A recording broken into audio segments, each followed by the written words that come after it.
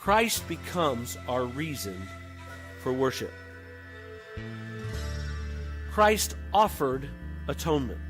The reason we can now be holy, the reason we can now be covered, the reason we can now be changed from something that is not of God to something that is of God is because of Christ's sacrifice. Christ brings peace. In the same way that the Israelites celebrated the peace they had with God because God showed them they were at peace by giving them provision, we now live in a state where our peace comes through Christ. We are no longer divided from God. We are united with Him, and He has become the peace between God and man, allowing us to once again come together. Number 3, Christ is the reason for our worship because He is our first fruits.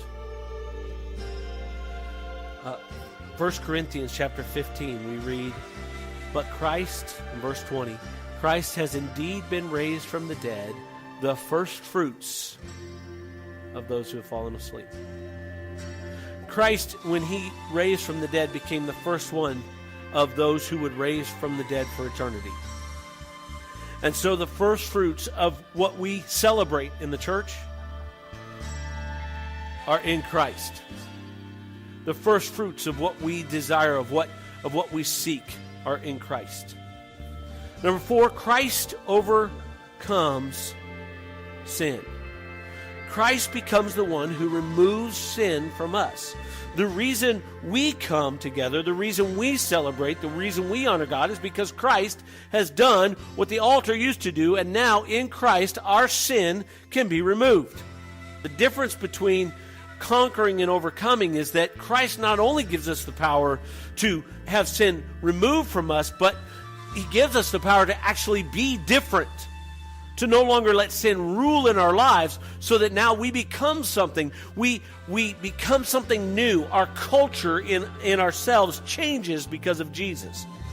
Our guilt is removed because of Christ's sacrifice. Christ has set us free. Christ has made us once and for all guilt-free. And that's why we worship.